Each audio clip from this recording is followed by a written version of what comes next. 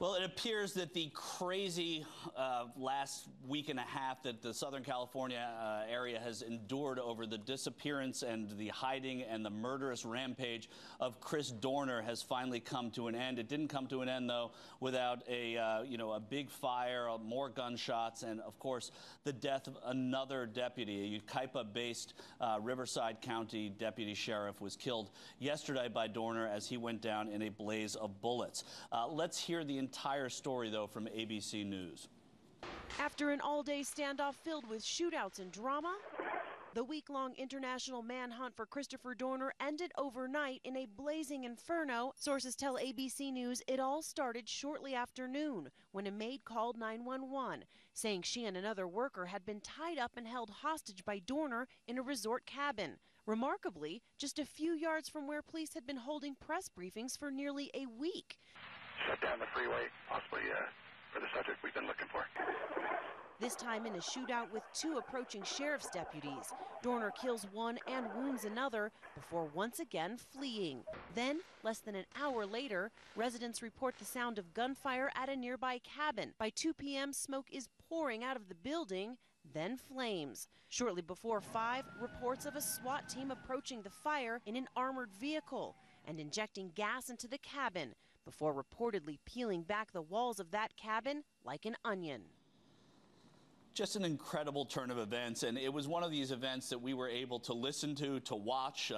People were on alert all throughout Southern California area. People in Big Bear, the area where the house was, were told to be on alert now for about 4, 5, 6 days, waiting to see if Dorner would reappear there. First, they cleared the area, then they went back and they said it was okay, and then, of course, Dorner was found in that house. Reporter Carter Evans, a reporter for the CBS affiliate in Los Angeles, was caught in the middle of that gun battle that you just saw. The following footage that we're going to watch now just shows you how dangerous and unpredictable this type of news gathering can be, as well as the quick response and the tactics that law enforcement used. I see authorities honing in on an area on a cabin that is about 200 feet ahead of us right now. I see a lot of these authorities again moving to take cover themselves.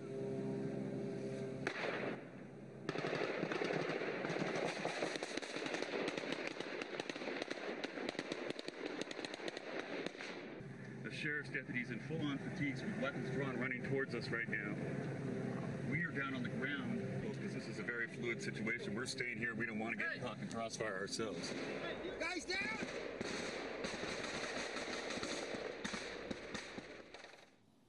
Yeah, that's how I heard it. I was listening or watching online, listening to what was going on in that car and what Carter Evans was going through. It was really harrowing. It's very rare that you're able to listen to gunfire like that, a reporter not knowing how he was or where he was, whether he was rescued, heard the police officers there. Really, really scary stuff, and it just makes you understand what police officers go through on a daily basis. With me today to discuss this are friends of the Young Turks, people who have been following the story with us. We have private investigator Luis Bolaños. Luis is a retired Riverside Deputy District Attorney and from the Sheriff's Office as well. Luis, thanks for being back on the Young Turks with us. Also, Eugene O'Donnell, a professor at the John Jay College of Criminal Justice and a professor of law and political science. Gentlemen, I'm going to start with you, Luis. When you see what, or you hear and listen to what happened yesterday, how atypical is that of law enforcement to be going into a situation like they did, but telling reporters to get out of their cars, telling people through this gunfire, running through gunfire like that? I mean, is this an experience that people in law enforcement have even once in a career? Well, to this extreme, probably not. It's very unique in itself. Telling the public, keeping the public safety in mind is certainly something that law enforcement does on a daily basis. This was extreme. And I want to ask you, I'm going to follow that up to you again, Luis.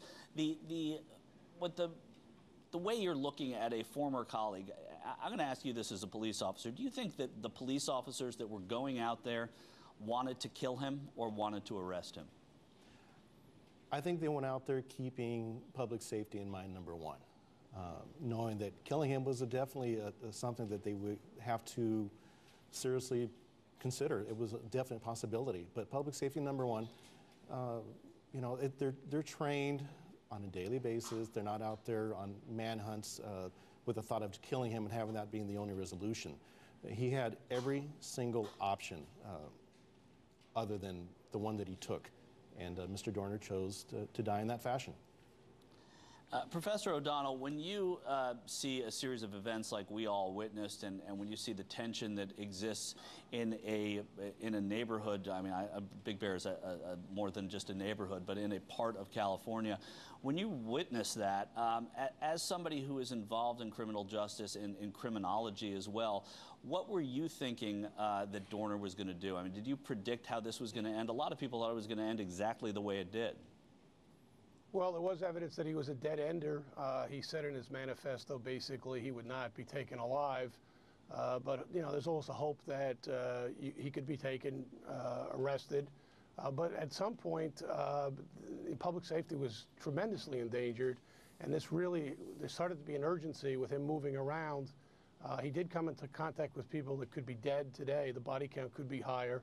Police officer was killed trying to bring him to justice.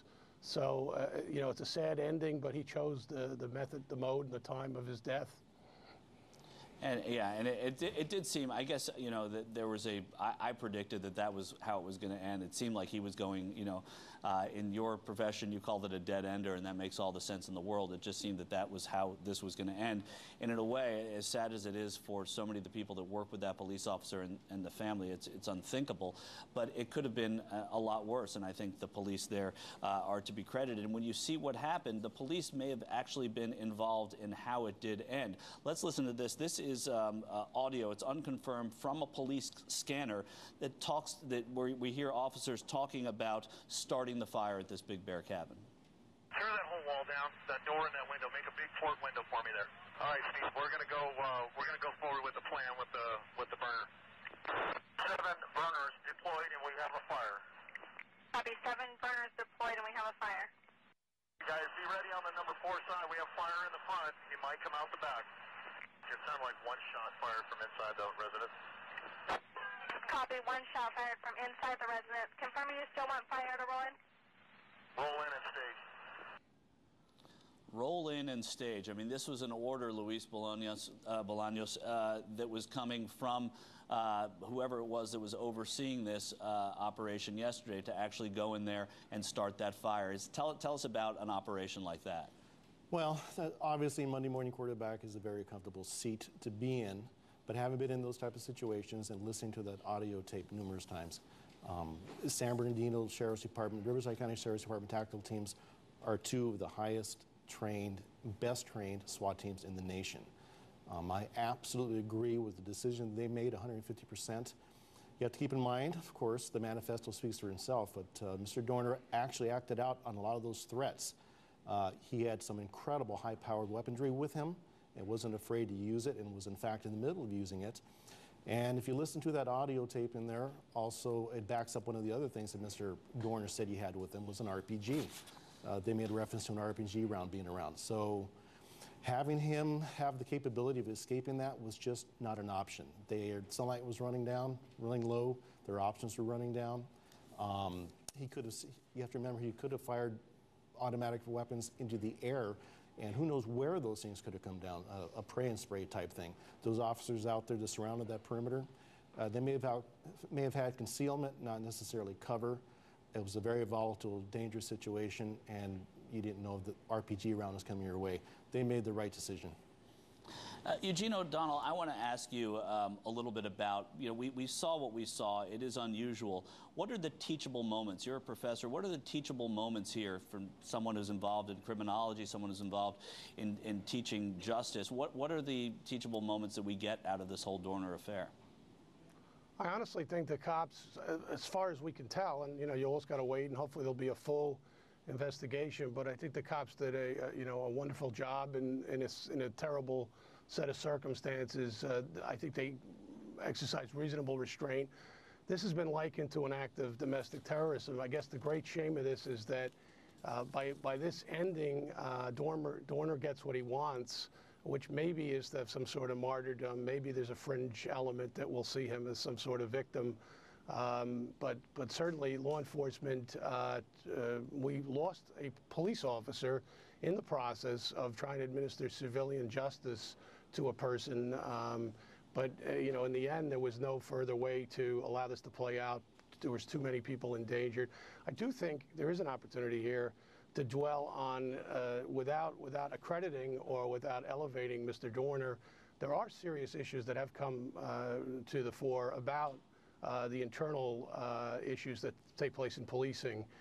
It can be a very rigid and tough environment for police people. You know, the country is swimming in mental health problems. There's no reason to believe they're not carried over to the police.